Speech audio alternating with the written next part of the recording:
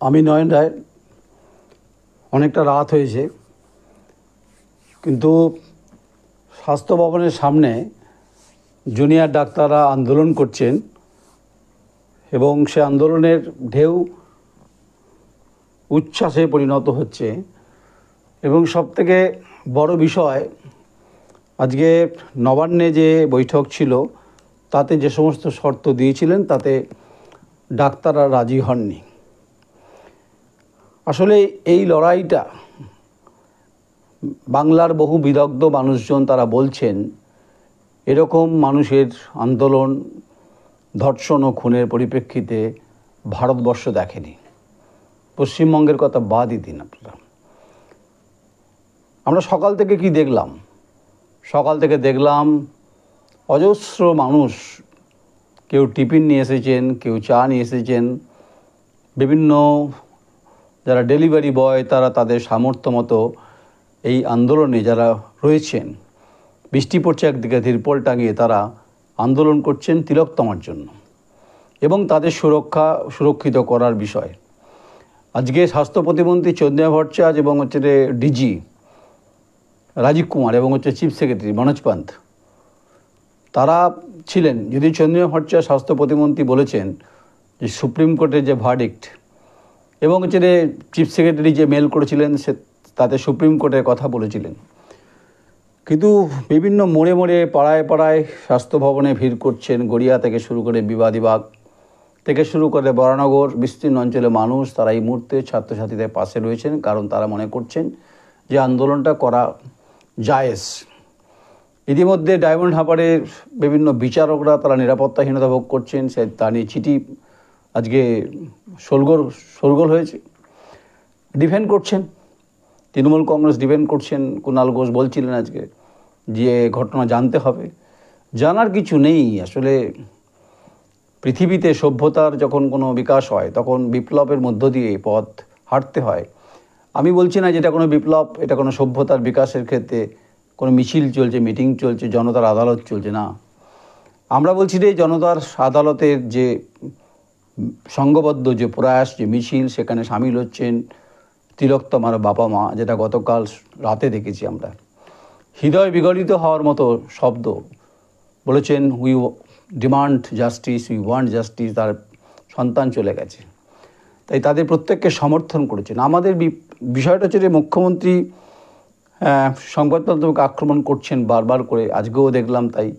বিভিন্নভাবে চেষ্টা চলছে, নেটিজনদের আক্রমণ, সংবাদ মাধ্যম আক্রমণ। আচ্ছা বলুন তো আপনারা, সংবাদ মাধ্যম কি চুপ করে দাঁড়িয়ে দেখবে? সংবাদ মাধ্যমের ভূমিকাটা কি?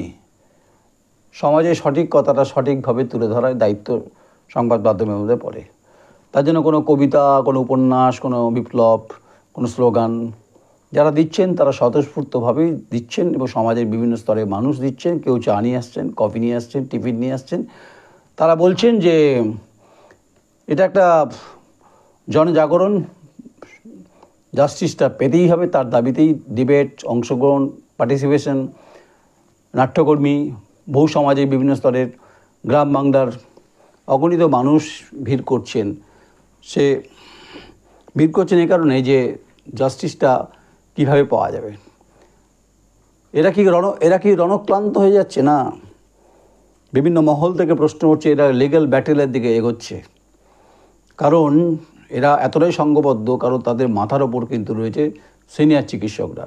শুনছিলাম কিছুক্ষণ আগে সিনিয়র চিকিৎসকরা বলছেন যে তারা বাধ্য হবে ওপিডি বন্ধ করে দিতে। তাহলে পশ্চিমবঙ্গের যে এই মুহূর্তে যা পরিস্থিতি, 7,500 জুনিয়র চিকিৎসক দিয়ে নিশ্চয়ই চিকিৎসা ব্যবস্থা চলতে পারে না। তার জন্য বিপুল অঙ্কের যে হিসেব সিনিয়র চিকিৎসক তারা যদি স্তব্ধ করে দেয়, সরকারকে তো ভাবতে হবে। এনআরএসের কথা প্রত্যেকের মনে আছে, প্রেস কনফারেন্স এবং live telecast, live streaming Bangla মানুষ দেখেছেন। আজকেও তারা বলছেন 2-3টে দাবি তারা যা বলেছিলেন সেগুলো মেনটেনেবল নয়। তাহলে হচ্ছে কেন? রাস্তা হালকা হচ্ছে কেন? আর অর্বাচীনের মতো মন্তব্য করছেন বিধায়ক হুমায়ুন কবির।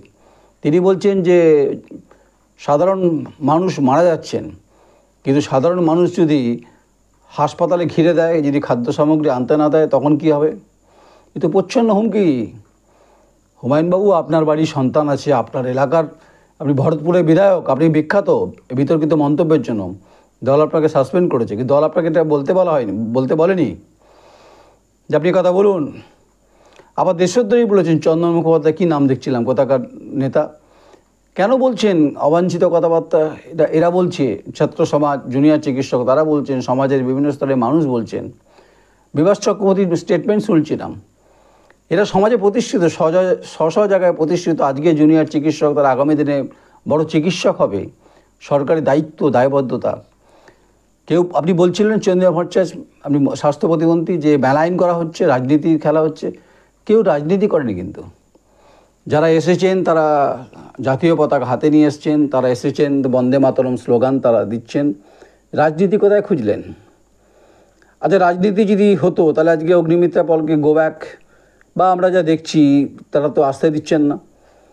তারা তাদের মতো সমর্থন করছেন পলিটিক্যাল পার্টি, সেটা তো তাদের ব্যাপার, কিন্তু জুনিয়র চিকিৎসকদেরকে সমর্থন করছেন সমাজের রিক্সাওয়ালা, টোটোওয়ালা, ফুটপাতে কলা ব্যবসায়ী। এটা বাংলায় দেখেছে নাকি? উৎসবে ফিরুন, তার প্রতিবাদে ঢাক বাজছে তো, উলুধ্বনি চলছে, শাঁখের আওয়াজ চলছে স্বাস্থ্য ভবনের সামনে। যা লালবাজারে ফিয়ার্স লেনে যে ছবি দেখা গেছিলো, তার থেকে আরও বেশি ঘনায়িত হচ্ছে জুনিয়র চিকিৎসকদের জাস্টিস, তিলোত্তমার জন্য এবং নিরাপত্তা সুরক্ষিত বিষয়। এটা হলো কেন? হলো এ কারণেই যে সরকারের নার্ভ ফেল করছে। কি সরকারের প্রশাসনিক ব্যবস্থার ক্ষেত্রে মুখ্যমন্ত্রীকে কি সঠিক পরামর্শ দিতে পারেন নাকি? যারা পুলিশের দায়িত্বে রয়েছেন, পুলিশ তো কাঠগড়ায় এই মুহূর্তে। যারা আইপিএস অফিসার যারা কাজ করছেন, তাদের তো সমাজে মুখ দেখাতে হবে। তাদের তো বাড়ির সন্তান রয়েছে, আমারও বাড়ির সন্তান রয়েছে, তাদের প্রশ্ন করছেন। জওহর সরকার তো প্রশ্নটা করেছেন, তিনি দলের সাংসদ ছিলেন। যাই হোক, এভাবেই সমাজের বিভিন্ন স্তরে মানুষের বক্তব্য চলছে। আমি আজকে খণ্ডঘোষেও মনে হয়েছিল তখন কিছু বলা যেতে পারে, তখন 6টা বাজেনি, তখন যায়নি ছাত্ররা। এই লড়াই চলবে বলে মনে হচ্ছে, যা স্পিরিট দেখছি, যা স্ফুরণ দেখছি। স্ফুরণ মানে কর্পূর নয়, এই স্ফুরণ মানে তীব্র আওয়াজ, শ্বাসনালী ফলিয়ে জাস্টিসের পক্ষে সওয়াল করছেন যে তিলোত্তমার বিচার চাই। We demand justice, we want justice, justice for RG Kar. Radhagobinda কর, তিনি প্রথম ব্রিটিশ পিরিয়ডের সময় একটি বেসরকারি মেডিকেল কলেজ তৈরি করেছিলেন আরজি কর, যে এশিয়ার মধ্যে বৃহত্তম, প্রথম, এবং যার কার্ডিওলজি খুব বিখ্যাত ছিল। একটা সন্দীপ ঘোষ কলঙ্কিত করেছেন, তার মানে কি গোটা স্বাস্থ্য ব্যবস্থা কলঙ্কিত? না, এরকম তো নয়। বহু চিকিৎসক যারা স্বনামধন্য, যারা সারা পৃথিবীতে বিখ্যাত, কলকাতায় যারা বিভিন্ন মেডিকেল কলেজে চিকিৎসা করান, বহু রোগীর প্রাণ বাঁচান, আজকে তারা প্রাণের তাগিদে সুরক্ষিত নয় বলে এই দাবিগুলো উঠছে। তাই তাদেরকে কোনোভাবে হেলায় ফেলে, কোনো ডাস্টবিনের সাইডে ফেলে রাখা ঠিক হবে না। তারা তিরপলের তলায় বসে মশার কামড় খাচ্ছে, এবং তারা কিন্তু বৃষ্টিতে ভিজছে, আর স্বতঃস্ফূর্ত মানুষ খাবার নিয়ে আসছেন। এটা বাংলার উৎসবের আগে একজন অন্য উৎসবের ছবি দেখলাম। ম্লান হয়ে যাচ্ছে ক্রমশ সরকারের বক্তব্যগুলো দেখে। তাই সংবাদ মাধ্যমে সাংবাদিক হিসাবে চুপ করে বসে থাকতে পারি না।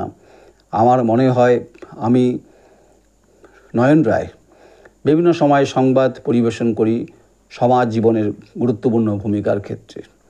তাই যারা আছেন, যেভাবে লড়াই করছেন, সে লড়াইটা অত্যন্ত কঠিন।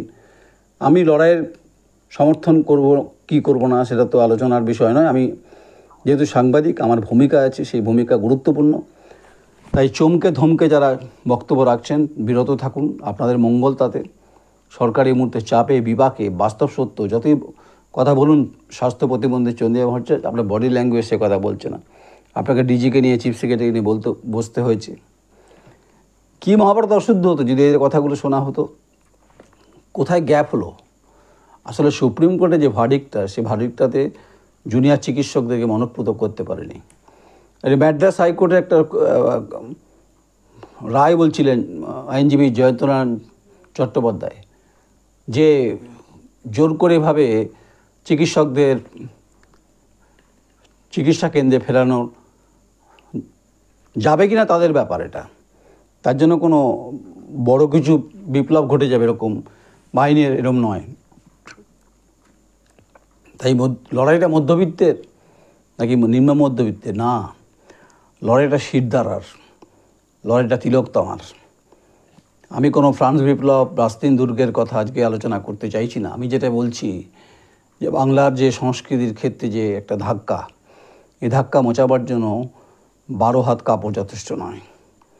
রাজাধর কাপড় কোথায় আজকে সত্যি প্রয়োজন হয়ে পড়েছে বলে আমার মনে হয়েছে। তাই প্রতিবাদ প্রতিহত হচ্ছে, কল্লোলিত হচ্ছে, মুখরিত হচ্ছে আকাশ বাতাস। তাতে সংঘবদ্ধভাবে হাত মেলাচ্ছেন সমাজের বিভিন্ন স্তরে মানুষ। তারা ঘর থেকে বেরিয়ে এসে তাদের খাদ্য সামগ্রী নিয়ে এই জুনিয়র চিকিৎসকদেরকে সাহায্য করছেন, সহায়তা করছেন। তারা অ্যানাউন্স করছেন যে খাদ্য বেঁচে যাচ্ছে, অন্য কাউকে দেওয়া হোক। এই ছবি বাংলায় দেখেছে কেউ কোনো দিন? দেখেনি, দেখছেন। তাই শাসক যখন ক্ষমতায় থাকেন না, তখন তিনি চোখ দিয়ে দেখেন না, কান দিয়ে শোনেন। দেখেন ও কান দিয়ে তখন দেখেন। এই কান দিয়ে দেখা আর চোখ দিয়ে শোনার তার ফল হচ্ছে এই পরিস্থিতি। প্রথমে রাশ টানা যেত। কেন পুলিশকে গার্ড করা হচ্ছে? 14ই আগস্ট গুন্ডাগিরি এ তো দেখেছে বাংলার মানুষ, সারা পৃথিবীতে সেই ছবি ভাইরাল হয়েছে। অভিক দে, বিরুকাক্ষ, কি নাম সব এক একটা। এদের বিভিন্ন মেডিকেল কলেজে র্যাকেট চলতে বলে অভিযোগ উঠছে। আজকে অভিযোগ করছেন জুনিয়র চিকিৎসকরা যে সারা বাংলা জুড়ে মেডিকেল কলেজের যেভাবে দুর্নীতিগুলো আসছে একটার পর একটা পেঁয়াজের খোসার মতো, আগামী দিনের ক্ষেত্রে ভয়ঙ্কর হয়ে দাঁড়াতে পারে। তাই সিস্টেমকে বদলনা চাইয়ে। সিস্টেম বদল হয়নি বলেই এই ঘটনাগুলো ঘটছে। তাই 1948 স্বাধীনতার পর 2024 78তম স্বাধীনতা আমরা দিবসে এরকম বিপ্লব, এরকম জনস্রোত বা জনজোয়ার, একটি ধর্ষণ এবং খুনের পরিপ্রেক্ষিতে, কর্মরত চিকিৎসকের হত্যার পরিপ্রেক্ষিতে এরকম বিপ্লব আন্দোলন জাস্টিসের পক্ষে, বিচারের পক্ষে, সুবিচারের পক্ষে সরব হয়েছেন, এটা কেউ দেখেনি। কল্লোলিনী কলকাতা তিলোত্তমা দেখেনি। দেখছেন, যত দেখছেন শাসকের তত দমবন্ধ করা পরিস্থিতি হচ্ছে কিনা বলতে পারবো না। যদি হতো তাহলে হুমায়ুন কবিরের মতো বিধায়করা এই সমস্ত কথাবার্তা বলতেন না। ভেবে বলছেন নাকি না ভেবে বলছেন, নাকি মুখ্যমন্ত্রীকে খুশি করতে চাচ্ছেন? মুখ্যমন্ত্রী বলছে আমি ছাড়া কেউ কথা বলবে না, সবাই বলছেন কথা। লাভ কি হচ্ছে? শর্ট আউট কি? প্রবলেম কি? সলভ কীভাবে করতে হবে? সুপ্রিম কোর্টের নেক্সট হিয়ারিংয়ে অপেক্ষা করতে হবে। এরা মশার কামড় খাচ্ছে, আন্দোলন চলছে। আমি বলছি চিকিৎসকদের ভূমিকা গুরুত্বপূর্ণ, তাদেরকে ভগবান বলা হয়, আমরা তাদের কাছে শরণাপন্ন হই। তারা আজকে ব্যথিত, আক্রান্ত, মর্মাহত, বেদনাহত। তাদের মধ্যে চোখে মুখে ক্লান্তি থাকলেও, তাদের আওয়াজে আওয়াজে কিন্তু গলার শিরা ফুললেও তারা হৃৎপিণ্ড কিন্তু শক্ত রেখেই বলছে এই লড়াই আমরা বুঝে নেব। এটা কাঙ্ক্ষিত ছিল কিনা বলতে পারবো না। এই ছবি কার্যত জেরক্স মেশিনে কালো হয়ে গেছে। তাই এই লজ্জা ঢাকবার জন্য কোনো বস্ত্রই যথেষ্ট নয়। এটা আনফর্চুনেট। একে শর্ট আউট করে কীভাবে বেরোতে হবে সেটা সরকারকে ঠিক করতে হবে, সুপ্রিম কোর্টকে ঠিক করতে হবে।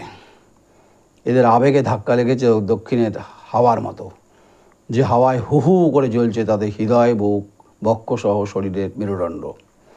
ওদের মেরুদণ্ড সোজা বলে এখনও বসে আছে লড়াইয়ের দাবিতে। এরা চাইছেন জাস্টিস, লড়াই করছেন না। এরা কোনো পলিটিক্যাল পার্টির টিকিটে জিততে চাইছেন না। এরা চাইছেন তাদের তিলোত্তমা, তাদের দিদি, তাদের বোন জাস্টিসটা পাক। আসল অপরাধী যারা ঘুরে বেড়াচ্ছে তাদেরকে ধরা হোক। সিবিআই চাপ বাড়ছে, তা নিয়ে কোনো সন্দেহ নেই। আপনারা কমেন্টস করবেন, দেখতে থাকবেন, সংবেদনশীল মনোভাব নিয়ে কথা বলবেন, অযাচিত কোনো মন্তব্য করবেন না, যাতে আপনার আমার জীবনবোধে ধাক্কা লাগতে পারে। নমস্কার, আমি নয়ন রায়। तो अब से घी खाओ देसी और चलाओ सिर्फ मैसी, क्योंकि बाकी सब सिर्फ ट्रैक्टर हैं। ये मैसी। বিশ্বাস অ্যাগ্রো এন্টারপ্রাইজ প্রাইভেট লিমিটেড, ঠিকানা NH2 ফেরিঘাট, ফাগুপুর, বর্ধমান। মোবাইল নাম্বার 9734689494 অথবা যোগাযোগ করুন 9733149494।